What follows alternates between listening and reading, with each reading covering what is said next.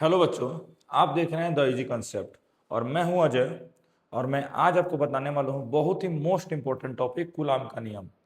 और कूलाम का नियम इसलिए इंपॉर्टेंट हो जाता है कि आप किसी बोर्ड से पढ़ रहे हैं, बिहार बोर्ड हो, यूपी बोर्ड हो, एमपी बोर्ड हो, कोई भी बोर्ड हो, अगर आप पढ़ रहे हैं तो आपसे कूलाम का नियम से सवाल जरूर रहेगा। जरूर का मतलब जरूर रहेगा, तो आप इसको एकदम ध्यान से देखिए।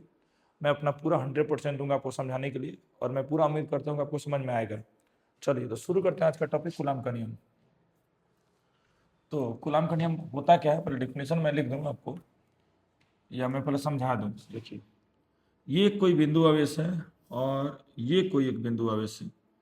इसको मान लेते हैं एक Q1 है और ये क्या है, Q2 है। ये दो बिंदु आवेश, एक Q1 है, क्या है, Q2 है। और बीच की दूरी ये रही आपकी, ठीक। इसको मान लेते हैं बीच की दूरी हमारे पास क्या है, R है, R है। और आवेशों के बीच जब दो आवेश आप रखेंगे किसी r दूरी पर, किसी x दूरी पर, तो उनके बीच बल काम करेगा। या तो वो बल आकर्षण हो सकता है या तो प्रतिकर्षण, क्योंकि आप सभी जानते हैं कि प्लस प्लस अगर आवेश एक पास रखे जाएं या माइनस माइनस आवेश रखे जाएं तो दोनों कौन सा बल लगाएंगे, तो बल लगाएंगे प्रतिकर्षण। यानी समान आवेश जो होते हैं वो कौन सा बल लगाते हैं, प्रतिकर्षण बल लगाते हैं। कौन सा बल लगाते हैं, प्रतिकर्षण बल। अगर वही असमान आवेश हो जाए, एक हो जाए प्लस एक हो जाए माइनस, या एक हो जाए माइनस एक हो जाए प्लस, तो असमान आवेश क्या करते हैं, आकर्षण बल लगाने का काम करते हैं। आकर्षण बल लगाने का काम करते हैं। तो समान आवेश प्रतिकर्षण लगाते हैं, असमान आवेश आकर्षण बल लगाते हैं। तो हमने लिखा कि एक आवेश Q1 है, एक आवेश Q2 है, दोनों बिंदु आवेश है, दोनों के बीच की दूरी क्या है, R है। और दोनों के बीच बल लग रहा है F। दोनों के बीच क्या बल लग रहा है, F। तो कूलाम ने क्या बताया कि जो दोनों के बीच का बल लगेगा ये बल समानुपाती होगा। बल क्या होगा, समानुपाती। किसके समानुपाती होगा, तो ये जो दोनों आवेश है ना, इन दोनों आवेशों के गुणनफल के। कूलाम ने ये बताया कि दो बिंदु आवेश के बीच जो बल लगेगा वो बल समानुपाती होगा किसके, दोनों आवेशों के गुणनफल के। एक चीज उन्होंने और बताया, क्या बताया, कि यही बल व्युत्क्रमानुपाती होगा। किसके व्युत्क्रमानुपाती होगा, तो जो बीच की दूरी के है ना वो, इसका स्क्वायर कर दीजिए, ये इसके क्या हो जाएगा, व्युत्क्रमानुपाती हो जाएगा। यही कूलाम ने बताया और यही बात हम क्या करेंगे, लिखेंगे लैंग्वेज में। तो आई होप आपको इतना समझ में आएगा। ये भी बात लिख लीजिएगा, समान आवेश प्रतिकर्षित करते हैं और समान आवेश आकर्षित करते हैं एक दूसरे को। चलिए मैं इसको तो हटा देता हूं और इसको भी मैं हटा ही दूं। और मैं इसको किनारे कर देता हूं। चलिए मैं यही बात लिखूंगा, क्या लिखूंगा, कि कूलाम का नियम को। चलिए कूलाम का नियम क्या है, कूलाम का नियम है, कूलाम का नियम उड़ गया शायद।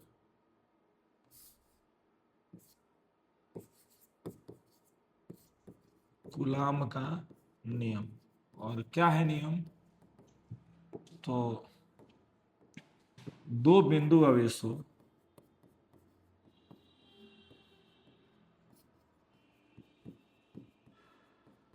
दो बिंदु आवेशों के बीच की दूरी नियत हो, बीच की दूरी क्या हो, नियत हो, तो उनके बीच लगने वाला आकर्षण या प्रतिकर्षण बल, प्रतिकर्षण बल, उनके बीच लगने वाला आकर्षण या प्रतिकर्षण बल दोनों आवेशों के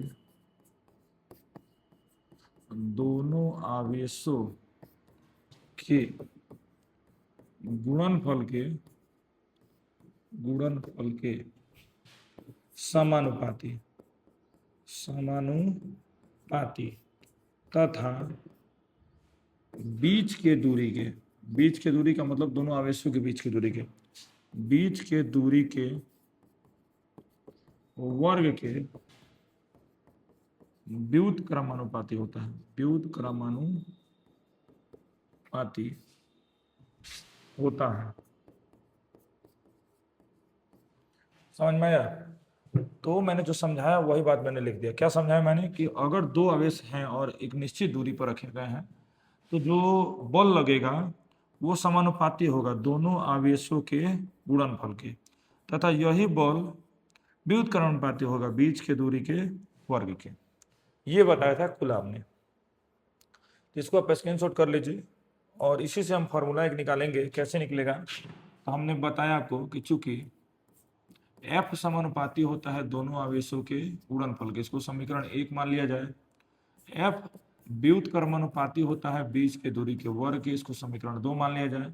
और समीकरण 1 और 2 से, समीकरण 1 तथा 2 से, समीकरण 1 तथा 2 से क्या होगा? दोनों में F सेम है तो F हो जाएगा समानुपाती Q1 Q2 बटा आर स्क्वायर।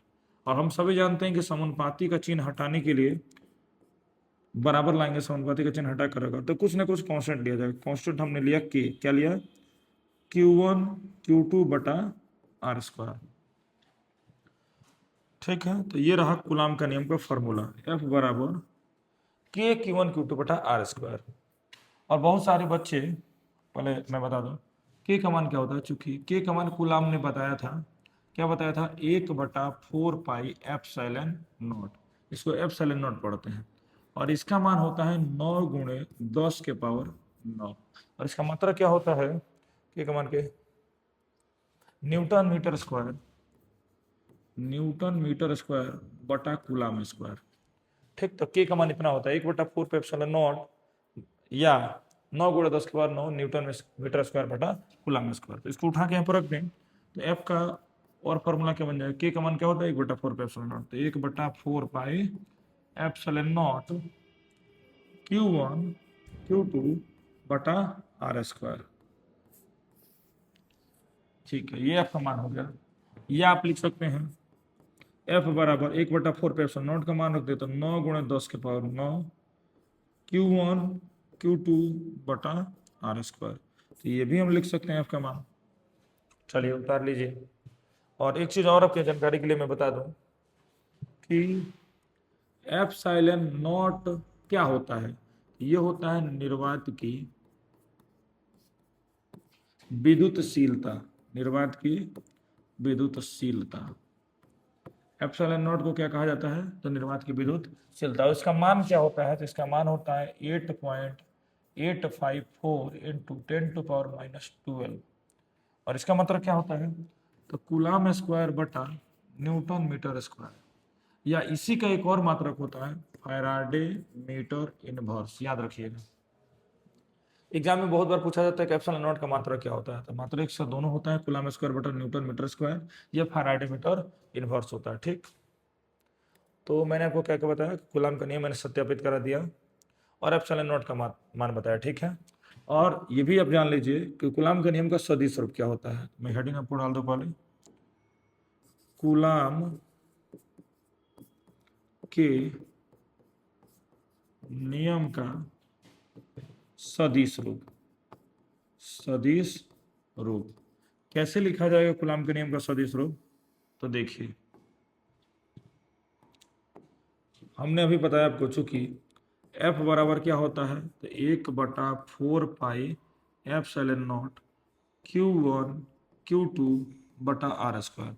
और इसका सदिश रूप लिखना चाहते हैं तो इस पर आएगा वेक्टर का रूप, और इस वेक्टर के बदले यहाँ पे आएगा आर कैप, क्योंकि बता रहा है कि इसमें अब दिशा आ गया। ठीक, और हम सभी जानते हैं कि आर कैप बराबर होता है वेक्टर आर बटा आर, वेक्टर आर बटा आर।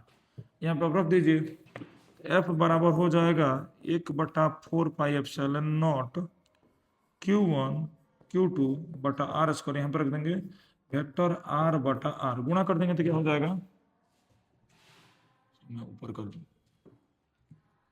एफ बराबर हो जाएगा 1/4 pi epsilon not Q1 Q2, vector लगाइए, Q1 Q2 वेक्टर आर बटा में आर क्यूब। तो ये हो गया हमारे पास क्या? वेक्टर एफ निकल गया, यानी कूलाम का नियम का सदिश रूप निकल गया। तो मैं पूरा उम्मीद कर सकता हूं कि आपको ये पूरा वीडियो समझ में आया होगा। और आपको वीडियो समझ में आता है तो आपसे इतनी सी रिक्वेस्ट है कि आप चैनल को सब्सक्राइब कर दीजिए, वीडियो को लाइक कर दीजिए, कमेंट कर दीजिए और अपने दोस्तों के पास भी जरूर से जरूर शेयर कर दीजिए। चलिए मिलते हैं नेक्स्ट वीडियो में, आपके लिए धन्यवाद।